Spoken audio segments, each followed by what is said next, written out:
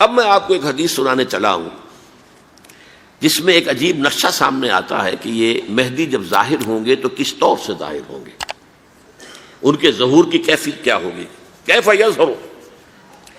یہ روایت ہے حضرت ام سلمہ سے رضی اللہ تعالی عنہا، حضور کی زوجہ محترمہ ہیں، فرماتی ہیں ام سلمہ عن النبی صلی اللہ علیہ وسلم قال یکون اختلاف عند موت خلیفۃ، موت خلیفۃ، حضور نے فرمایا ایک خلیفہ کی موت پر اختلاف واقع ہو جائے گا، خانہ جنگی ہو جائے گی۔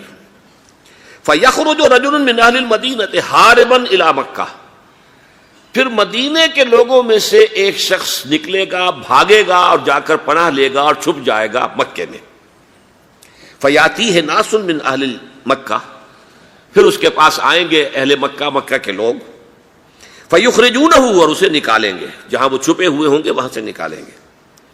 وَهُوَ كَارِهٌ، اور وہ بالکل اس کو پسند نہیں کر رہے ہوں گے، نہ وہ خواہش مند ہوں گے کہ ان کے ہاتھ پر بیعت کی جائے، نہ وہ یہ چاہیں گے کہ وہ میدان میں آئیں اور ان کو جو ہے اپنا لیڈر مانا جائے۔ وَهُوَ كَارِهٌ فَيُبَايِعُونَهُ بَيْنَ الرُّكْنِ وَالْمَقَامِ، لیکن لوگ جو ہے پھر اصرار کے ساتھ ان کے ہاتھ پر بیعت کریں گے رکن اور مقام کے درمیان۔ رکن وہ کونا ہے خانہ کعبہ کا جس میں حجر اسود لگا ہوا ہے، اور مقام ابراہیم جو ہے، ان دونوں کے مابین جو یہ علاقہ ہے یہاں پر وہ بیعت ہوگی۔ وَيُبْعَثُ إِلَيْهِ بَعْثٌ مِّنَ الشَّامِ، ان کے خلاف ایک لشکر بھیجا جائے گا شام سے۔ نہیں کہا جا سکتا کہ باسی حکومت اس وقت کی جو ہے اس کی طرف سے کوئی مسئلہ اس طرح کا اٹھ کھڑا ہو، اس لیے کہ ابھی تو بہرحال باسی حکومت وہاں ہے۔ فَيُخْسَفُ بِهِمُ بِالْبَيْضَاءِ بَيْنَ مَكَّةَ وَالْمَدِينَةِ، لیکن اللہ تعالیٰ اس لشکر کو مکے اور مدینے کے درمیان وادی بیضاء میں دھسا دے گا، زمین کے اندر پورے کے پورے لشکر کو۔ فَإِذَا رَأَى النَّاسُ ذَلِكَ، جب لوگ یہ دیکھیں گے کہ اتنی بڑی نشانی ظاہر ہو گئی، أَتَاهُ أَبْدَالُ الشَّامِ وَعَصَائِبٌ من العراق فَيُبَايِعُونَهُ، اب شام سے سارے کے سارے جو اولیاء اللہ ہیں وہ بھی آئیں گے، اور عراق سے جوق در جوق لوگ آئیں گے اور ان سے بیعت کریں گے۔ وَيَعْمَلُ فِي النَّاسِ بِسُنَّةِ نَبِيِّهِمْ، پھر وہ عمل کریں گے لوگوں کے مابین، حکومت کریں گے اپنے نبی کی سنت کے مطابق۔ وَيُلْقِي الْإِسْلَامُ بِجَرَانِهِ، اور اسلام اپنی گردن زمین پر ٹکا دے گا۔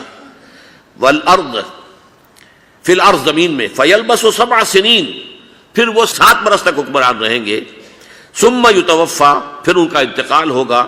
ویصلی علیہ المسلمون، اور مسلمان ان پر نماز پڑھیں گے۔ یہ جو میں نے آپ کے سامنے نقشہ کھینچا ہے، اس سے اب میں ایک نتیجہ نکالتا ہوں، اسے بھی میرا گمان کہیے، اختلاف بھی کر سکتے ہیں آپ، اگر اس کو وزنی سمجھے تو قبول بھی کر سکتے ہیں۔ وہ یہ ہے کہ میرے نزدیک ان کے ظہور کا وقت قریب ہے، اور اس کی تھوڑی سی بعد میں مجھے معلوم ہوا کہ جین ڈکسن غالباً نام ہے امریکن اس کا، جس نے یہ پیشن کوئی خبر دی تھی کہ 1962 میں عالم عرب میں ایک بچہ پیدا ہوا ہے کہ جو وہاں کا نقشہ بدل کر رکھ دے گا۔ یہ جین ڈکسن کی غالباً پیشن گوئی ہے۔ بہرحال مجھے اس کی پیشن گوئی سے کوئی دلچسپی نہیں ہے، میں تو جو احوال دیکھ رہا ہوں، یعنی اسرائیل کا قائم ہو جانا، اور اس کے بعد اب یروشلم کا مسلمانوں کے ہاتھوں سے نکل جانا، اور اب گویا کہ وہ الملحمۃ العظمیٰ جو ہے تلی کھڑی ہے، کسی بھی وقت جو ہے یہ جو ہے وہ لاوا پھٹ سکتا ہے، آتش فشاں پھٹ سکتا ہے۔